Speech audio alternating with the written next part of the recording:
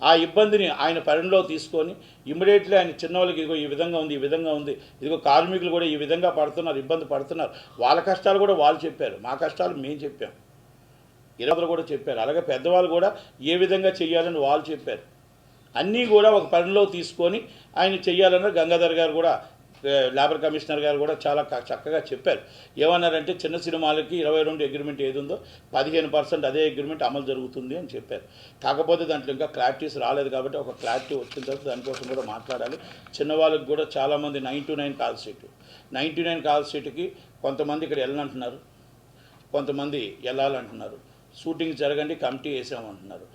ఇంతకుముందు కమిటీలు కరెక్ట్గా అమలు చేయలేదు కాబట్టి ఇప్పుడు కమిటీ కరెక్ట్గా నడుస్తుందా నడదని కార్మికుల ప్రాబ్లం ఉంది, చిన్న సినిమా నిర్మాతల ప్రాబ్లం ఉంది.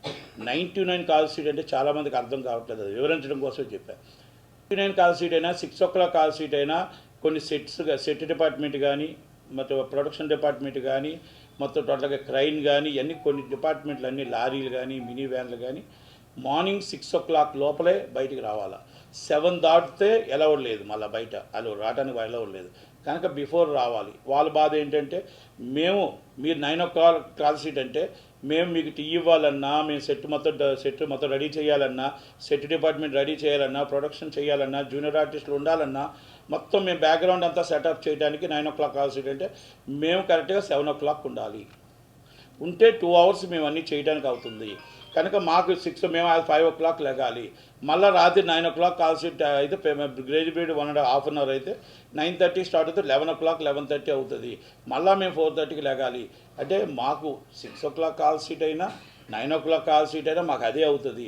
మా కష్టం మా బాధ ఇది. మా 7 యూనియన్లు వాళ్ళు చెప్పుకుంటున్నారు. వారు 7 యూనియన్లు మా పరిధిలో తీసుకొని మాకు 1.5 కాల్ సీట్ ఇవ్వండి అని వాళ్ళు అడుగుతున్నారు. చిన్న సినిమా నిర్మాతలు ఏమంటారు, చిన్న సినిమా నిర్మాతలు బూచిగా చూపిస్తున్నారు. ఈ పెద్ద నిర్మాతలు కొంతమంది చిన్న సినిమా నిర్మాతలు ఏం చెప్తున్నారు, మాకు వాళ్ళకి ఒక అండర్స్టాండింగ్ ఉంది, మాకు అగ్రిమెంట్లో ఒక అమలు చేసి 99 కాల్ సీట్ మాకు చేస్తానన్నా మాకు ఇబ్బంది లేదు. మేము ఎందుకంటే ఏదైతే మాకు 25% ఇస్తున్నా 99 కాల్ సీట్ ఇస్తున్నారు దానికి అభ్యంతరం లేదు. కానీ చిన్న సినిమాలకి ఇక్కడ ఎక్కడ కూడా వాళ్ళు కూడా పెన్షన్ అని చెప్పారు, వాళ్ళు ముందే చెప్పారు. అలాగే మన గంగాధర్ కమిషనర్ గారు కూడా చెప్పారు, ఎవరికి చిన్న సినిమాలకి ఏమో 1.5 కాల్ సీట్ వాళ్ళకి ఉంటుంది, వాళ్ళకి ఉండదని. ఇక్కడ ప్రతిసారి కూడా కార్మికుల కాడికి వచ్చేటప్పటికి చిన్న సినిమాలు వాళ్ళు ఒప్పుకోవట్లేదు మాకు చూపిస్తున్నారు. వాళ్ళ కాడికి వచ్చేటప్పటికి చిన్న సినిమాల నిర్మాతలు అంటున్నారు, వీళ్ళ కాడికి వస్తే కార్మికులు అంటున్నారు. లాస్ట్ టైము మీరు ఎవ్రీ టైం ఒకసారి చూడండి, ఎవరికి చెప్పా చేయకుండా అగ్రిమెంట్స్ అయిపోతున్నాయి. ఈ ప్రాబ్లమ్స్ అనేది ఎక్కడ వస్తుంది, ఈ ప్రాబ్లం ఎలాగొస్తుంది, ఈ ప్రాబ్లం ఎందుకు అడుగుతున్నానంటే మీరు వెళ్ళేటప్పుడు పరిగణలోకి తీసుకున్నారా, వాళ్ళని కార్మికుల్ని తీసుకోండి, మీకు ఎందుకు కార్మికుల్ని తీసుకొని మమ్మల్ని మీరు తీసుకొని వెళ్ళి మీరు మాట్లాడుంటే అయిపోయేది. మీరు 5% కంటే పెన్షను అన్నారు, వాళ్ళకు వచ్చి 99 కాల్ సీట్ ఇవ్వను అని వాళ్ళకన్నారు నాయకులు. ఇటు అటు కలిపి మొత్తం టోటల్గా 4 గంటలు 5% నుంచి 22.5% వెళ్ళిపోయింది. అంటే ఇది అగాధం సృష్టించడమే కదా. గవర్నమెంట్ ఇన్వాల్వ్ అయ్యింది, గవర్నమెంట్ ఇన్వాల్వ్ అయ్యి కార్మికుడికి న్యాయం జరగాల, ఇటు నిర్మాతకి న్యాయం జరగాల, అందరికీ న్యాయం జరగాల, పర్ఫెక్ట్గా అగ్రిమెంట్లు జరగాల. ఇది అగాధం రాకూడదు కదా.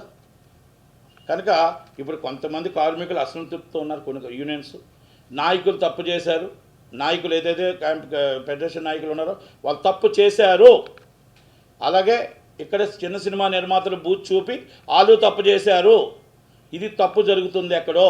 కనుక దయచేసి మా గంగాధర్ గారు కూడా, సీఎం రేవంత్ రెడ్డి గారు కూడా చూసి దీన్ని జాగ్రత్తగా ఇటు కార్మికుడికి అన్యాయం జరగకుండా, ఇటు చిన్న సినిమా నిర్మాతకు అన్యాయం జరగకుండా చూడవలసిన బాధ్యత సీఎం గారి మీద ఉంది దయచేసి. ఎందుకంటే మీరు ఇన్వాల్వ్ అయ్యారు, గవర్నమెంట్ ఇన్వాల్వ్ అయ్యారు కాబట్టి కనుక జాగ్రత్తగా ఇద్దరిని కాపాడవలసిన బాధ్యత ఉంది. కొన్ని వేల మంది 30,000 మంది కార్మికుల భవిష్యత్తు, అలాగే కొన్ని వేల మంది నిర్మాతల భవిష్యత్తు, ఇది అందరిది కలిపి మీరు లేబర్ యాక్ట్కి తీసుకొచ్చారు కాబట్టి మంచి జరగాలని కోరుకుందాం.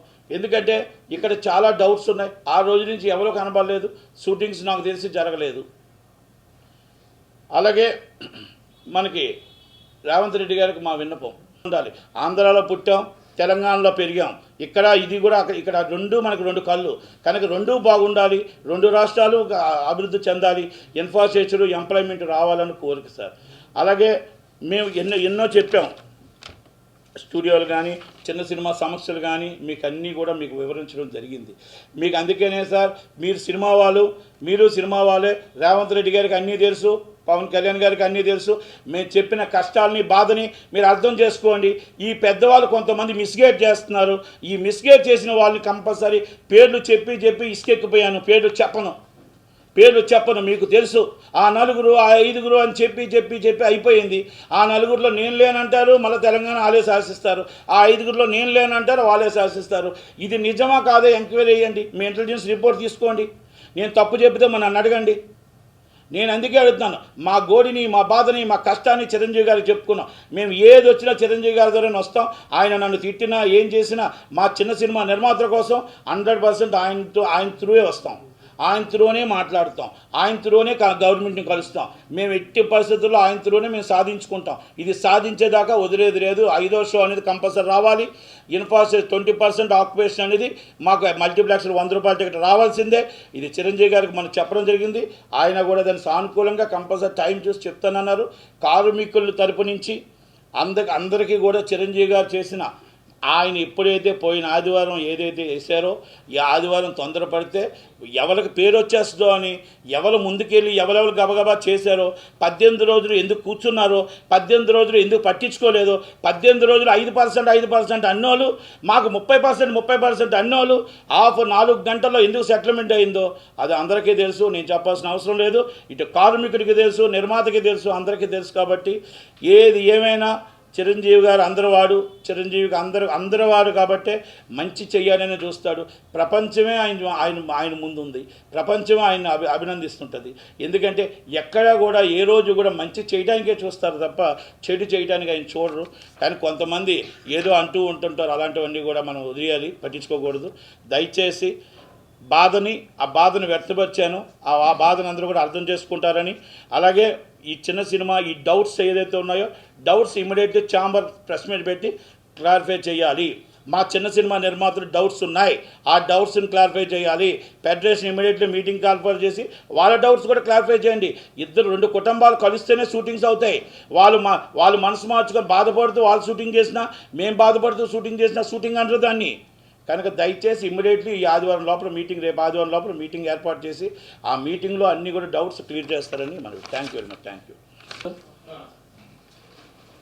Any doubts?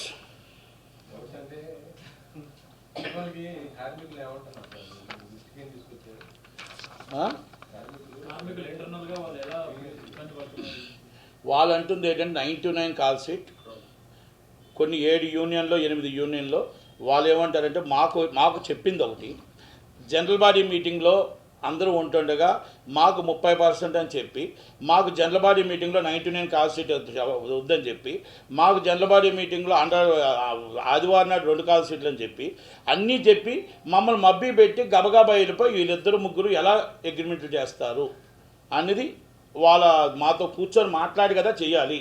మమ్మల్ని అందరినీ మోసం చేశారు, నాయకులు మోసం చేశారు అనేది వాళ్ళ ఫీలింగ్.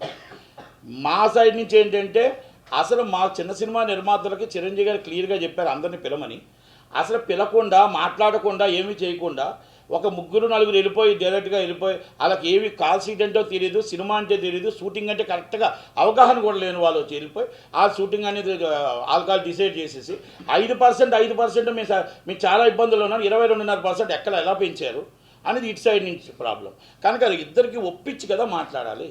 కనుక ఆ డౌట్స్ అనేది ఇద్దరు దాంట్లో సందిగ్ధంలో ఉన్నాయి. కాకపోతే ఆ రోజు నుంచి ఎవరో కనబట్టలేదు, ఛాంబర్ నుంచి ఛాంబర్లో కనబట్టలేదు, ఫెడరేషన్లో కనబట్టలేదు. ఇది కార్మికులు కొంచెం ఏదో కమిషనర్ గారి దగ్గరికి వెళ్ళారంట. ఫస్ట్ షూటింగ్ జరగాలి, ఆ షూటింగ్ జరిగిన తర్వాతనే అన్నీ కూడా చూసి కమిటీ వేసి మాట్లాడదాం, ముందు షూటింగ్లు చేయండి అన్నారంట. అది మంచి పరిణామమే. కాకపోతే ఆ డౌట్స్ క్లియర్ చేయవలసిన బాధ్యత ఛాంబర్ మీద, 2 యూనియన్ల మీద ఉంది. అంటే ఛాంబర్ మీద ఉంది, ఫెడరేషన్ యూనియన్ నాయకుల మీద ఉంది. 18 రోజులుగా కార్మికులు సమ్మె చేశారు. వాళ్ళు మీరు ఇందాక చెప్పిన 2 డిమాండ్స్ కోసమే చాలా గట్టిగా ఉన్నారు. కానీ ఆ 2 డిమాండ్స్ని కూడా వీళ్ళు వదిలేసి వస్తే అది నాయకత్వ లోపం అనుకోవచ్చు. నాయకత్వం లోపం కాదు, అసలు నాయకత్వం ఉందా అని అడుగుతున్నా. నాయకత్వం అంటే ఏంటంటే అందరిది పరిగణలో తీసుకొని మాట్లాడాలి. అది యువతరైనా సరే, యువతలు కాసిన అవతల కాసిన అన్ని పరిగణలో తీసుకొని మాట్లాడాలి. అది తీసుకొని మాట్లాడలేదు అనేది అది గవర్నమెంట్కి కూడా తెలియాలి. అందుకే నేను ఇప్పుడు మీటింగ్ పెట్టింది. గవర్నమెంట్కి కూడా కొన్ని తెలియవు కదా. అందుకంటే వాళ్ళ ఆకలి బాధ ఎవరికి తెలుస్తుంది? వాళ్ళకి తెలుస్తుంది. మా కష్టం ఎవరో తెలుస్తుంది? మాకు తెలుస్తుంది. కనుక నేను సినిమా ఇప్పుడు తీయట్లేదు. కనుక నాకు సినిమా తీసే నిర్మాతలు నాకు చెప్తేనే కదా తెలిసేది. సినిమా తీసే నిర్మాతలు మా బాధ వాళ్ళకి తెలుసు, వీళ్ళకి తెలుసు, కార్మికులకు ఆకలి బాధ తెలుసు. వాళ్ళు ఎవరిని పనిలో తీసుకోకుండా గబగబా వెళ్ళిపోయి అంటే 18 రోజుల నుంచి లేనిది ఒక్కరోజు కూడా టైం తీసుకోకుండా ఆల్ ఆఫ్ ది సడన్ చేసి ఏం ఉపయోగం? ఇప్పుడు షూటింగ్లో స్టార్ట్ అవ్వలేదు కదా, మరి ఇంకా కాగితం రాలేదు అంటున్నారు. అంటే దీంట్లో ఏంటి అని ఇమ్మీడియట్లీ మీటింగ్ ఏదో ఛాంబర్ పెట్టాలి కదా జనరల్ బాడీ, అంటే జాయింట్ మీటింగ్ పెట్టి చెప్పాలి కదా అనేది ఉద్దేశం.